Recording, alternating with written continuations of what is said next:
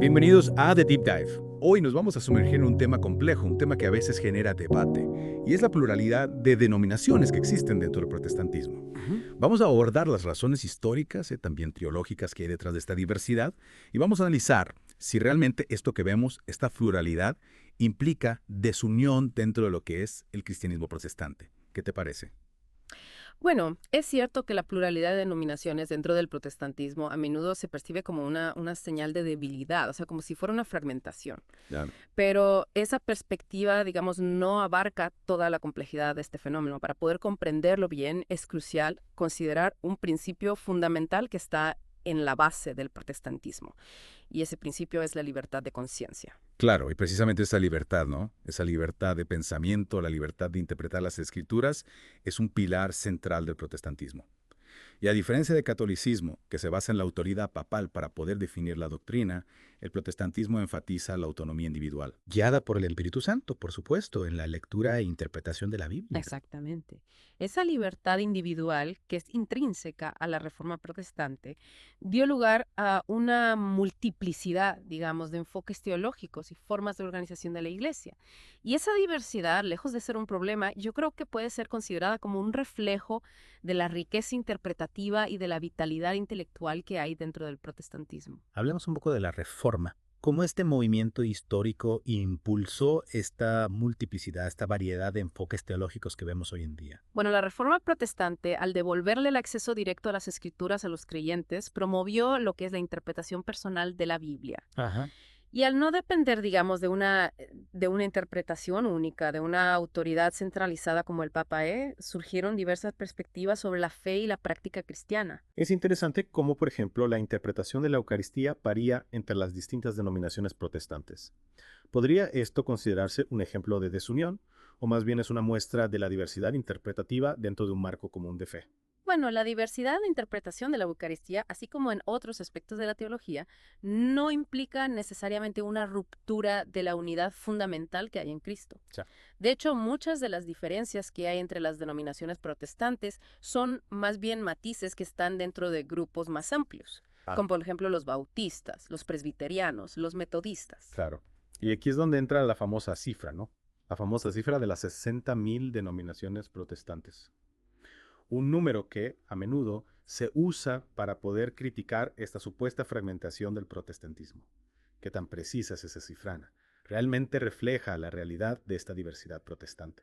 Esa cifra, si bien puede tener alguna base, es una exageración y una distorsión de la realidad.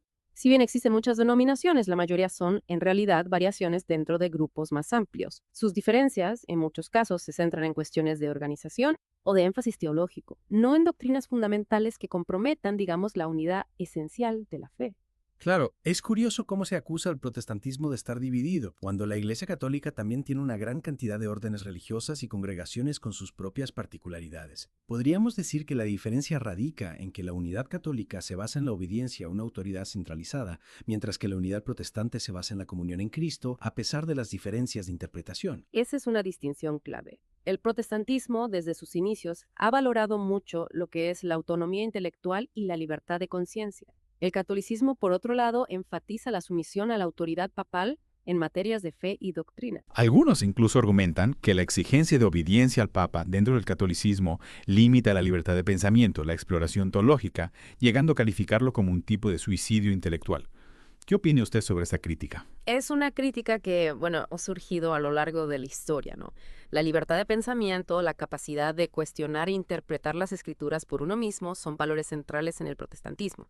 Y si bien se valora la sana doctrina, también se fomenta el estudio personal de la Biblia y la búsqueda individual de la verdad. Para comprender un poco mejor la validez de esta diversidad interpretativa, podemos recurrir a un teólogo muy venerado tanto por católicos como por protestantes. Y estamos hablando de San Agustín. ¿Cómo se relaciona el pensamiento de San Agustín con esta idea de la pluralidad de interpretaciones dentro del cristianismo? San Agustín, en su obra de doctrina cristiana, abordó la cuestión de la diversidad de interpretaciones bíblicas. Y él consideraba que esa diversidad, siempre y cuando esté arraigada en la fidelidad a las escrituras y en la caridad cristiana, era una bendición y no una maldición. Es decir, la pluralidad de interpretaciones dentro de un marco de respeto y amor cristiano enriquece la comprensión de la fe. Este punto es crucial, ¿no? San Agustín, un pilar de la teología cristiana, defendía la diversidad interpretativa, siempre y cuando se mantuviera la fidelidad a las Escrituras, un concepto que resuena profundamente con la esencia del protestantismo. Precisamente, la diversidad, lejos de ser un signo de debilidad, puede ser una fuente de riqueza y un motor para la profundización en la comprensión de la fe. Y esta diversidad, como hemos visto, está enraizada en la libertad de pensamiento que caracteriza el protestantismo. Una libertad que permite la exploración y el debate teológico dentro de un marco, por supuesto, de respeto y amor cristiano. Sin embargo, ¿cómo se concilia esta libertad con la búsqueda de la unidad dentro del cristianismo? No existe el riesgo de caer en un relativismo doctrinal si cada uno interpreta las Escrituras a su manera. Es una pregunta importante. Si bien la libertad de interpretación es fundamental en el protestantismo, esto no significa que cualquier interpretación sea válida. El protestantismo también reconoce la importancia de la sana doctrina. La escritura misma es el criterio último de verdad. Y el estudio cuidadoso, contextualizado de la Biblia, guiado por el Espíritu Santo, es fundamental para poder discernir la sana doctrina y evitar caer en el relativismo. Entonces, la libertad de interpretación no es un cheque en blanco para crear una teología a la medida, sino que debe estar siempre sujeta a la autoridad de las Escrituras. Exactamente. La libertad de interpretación se ejerce con responsabilidad, buscando siempre la fidelidad al mensaje original de la Biblia. Y es esta fidelidad de la Biblia lo que, en última instancia, une a las diferentes denominaciones protestantes, a pesar de sus diferencias. La Escritura, entonces, actúa como un fundamento común que da cohesión y sentido a esta diversidad denominacional. Así es. A través del estudio constante de la Biblia y del diálogo fraterno entre las diferentes denominaciones, podemos avanzar hacia una comprensión cada vez más profunda y completa de la fe cristiana. En este sentido, la pluralidad denominacional, lejos de ser un signo de debilidad, puede ser vista como una expresión de la riqueza y vitalidad del protestantismo. Pero, ¿cómo se manifiesta esta riqueza en la práctica? ¿Qué ejemplos concretos podemos encontrar de esta diversidad en acción dentro del protestantismo? La riqueza del protestantismo se manifiesta no solo en la diversidad de interpretaciones teológicas, sino también en la variedad de expresiones de la fe, en la liturgia, en la música, en la organización de las iglesias e incluso en su acercamiento a temas sociales. Claro, la pluralidad denominacional permite que la fe cristiana se exprese de múltiples maneras, adaptándose a diferentes contextos culturales y sensibilidades individuales. Podríamos decir entonces que esta capacidad de adaptación es crucial en un mundo cada vez más diverso y globalizado. Sin duda. El protestantismo, al no estar sujeto a una estructura jerárquica rígida, puede responder con mayor flexibilidad a los desafíos del mundo actual. La descentralización del poder y la autonomía de las iglesias locales permiten una mayor cercanía a las comunidades y una respuesta más eficaz a sus necesidades específicas. Exactamente. La diversidad de enfoques y la libertad de acción que caracterizan al protestantismo le permiten adaptarse a diferentes realidades y contextos. Y esto nos lleva a una reflexión final. La pluralidad denominacional es, en definitiva, una señal de fortaleza o de debilidad. Creo que la respuesta depende de cómo se entienda la unidad. Si la unidad se concibe como uniformidad absoluta, entonces la pluralidad puede verse como una amenaza. Claro. Pero si la unidad se entiende como comunión en la diversidad, entonces la pluralidad se convierte en una riqueza. Es decir, la clave está en encontrar un equilibrio entre la libertad individual y la comunión en Cristo. Precisamente. La unidad en Cristo no implica la anulación de las diferencias, sino la capacidad de convivir y enriquecernos mutuamente a pesar de ellas. Y en este sentido, el protestantismo, con su pluralidad denominacional, ofrece un modelo de unidad en la diversidad que puede ser inspirador. Un modelo que nos enseña que es posible convivir pacíficamente y construir un futuro común, a pesar de nuestras diferencias, siempre que compartamos unos valores fundamentales. ¿Cuáles serían esos valores fundamentales que, más allá de las diferencias denominacionales, constituyen el núcleo de la fe cristiana, el fundamento de una auténtica unidad en la diversidad? El protestantismo, a pesar de su diversidad, se fundamenta en valores esenciales como la fe en Jesucristo, la autoridad de las Escrituras y el amor al prójimo. Estos valores, compartidos por las diferentes denominaciones, constituyen el núcleo de la fe cristiana y el fundamento de una auténtica unidad en la diversidad. Y con esta reflexión terminamos la primera parte de nuestra conversación sobre la pluralidad denominacional en el protestantismo. Así es. Los invitamos a reflexionar sobre las preguntas que hemos planteado. ¿Es la pluralidad denominacional señal de debilidad o de fortaleza? ¿Qué rol juega la libertad de pensamiento en su fe? Esperamos que esta primera parte les haya dado una nueva perspectiva sobre la diversidad dentro del protestantismo. Los invitamos a continuar explorando este tema en la segunda parte de nuestro Deep Dive. Así es, gracias. Hasta pronto. Retomando nuestra conversación sobre la pluralidad denominacional en el protestantismo, me gustaría profundizar en la idea de la libertad de pensamiento. ¿Cómo se traduce esta libertad en la práctica dentro de las diferentes denominaciones? ¿Hay límites a esta libertad o cada individuo es libre de interpretar la Biblia a su antojo?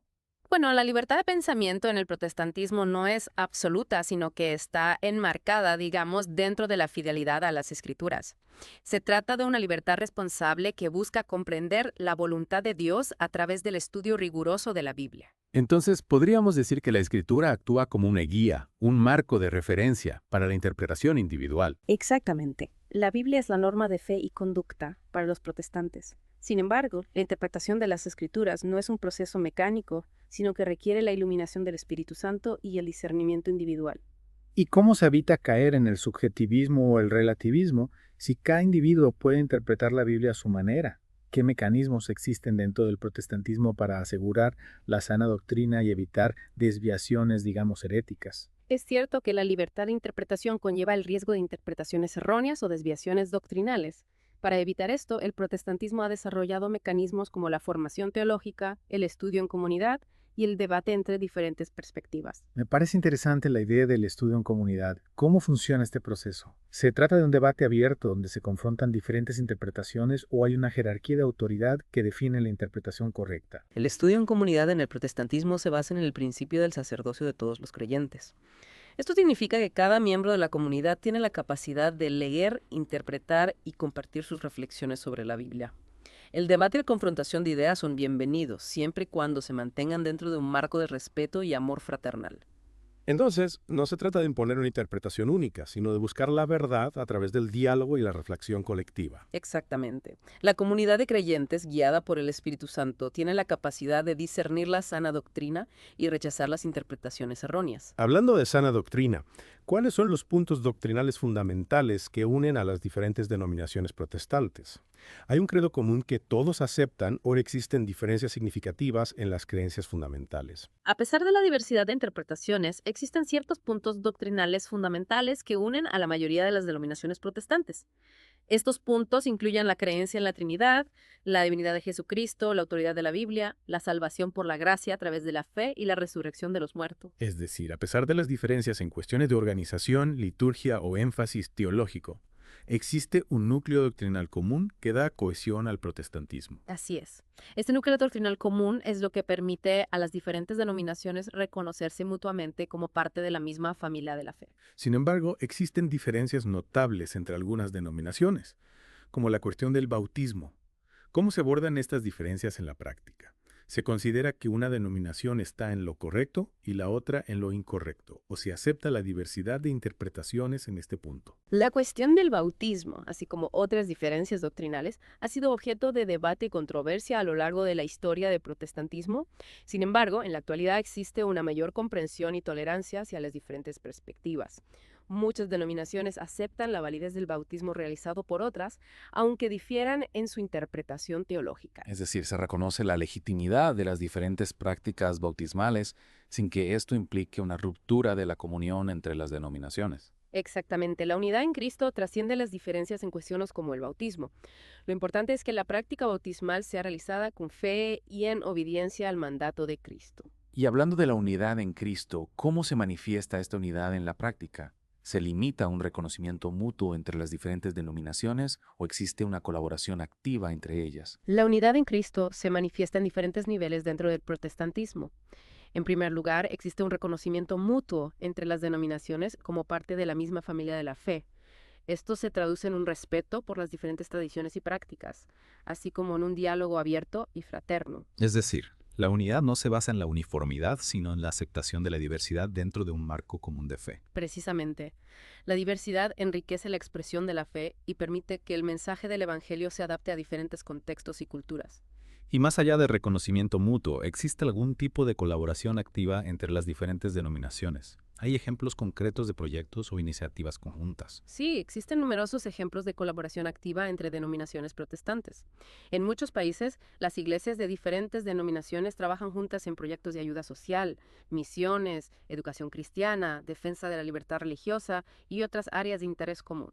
Es decir, la unidad en Cristo se traduce en una acción conjunta para servir al prójimo y extender el mensaje del Evangelio. Exactamente. La colaboración entre denominaciones es una muestra tangible de que la unidad en Cristo trasciende las barreras doctrinales o organizacionales. Y esa colaboración, sin duda, es una poderosa respuesta a quienes acusan al protestantismo de estar fragmentado. Sin duda, la colaboración entre denominaciones es una muestra tangible de que la diversidad no es sinónimo de desunión, sino que puede ser una fuente de fortaleza y enriquecimiento mutuo. Entonces podríamos concluir que la pluralidad denominacional, en lugar de ser una debilidad, es una característica distintiva y valiosa del protestantismo. Sí, la pluralidad denominacional refleja la libertad de conciencia y la diversidad de interpretaciones que surgen del estudio individual de las Escrituras, valores fundamentales del protestantismo.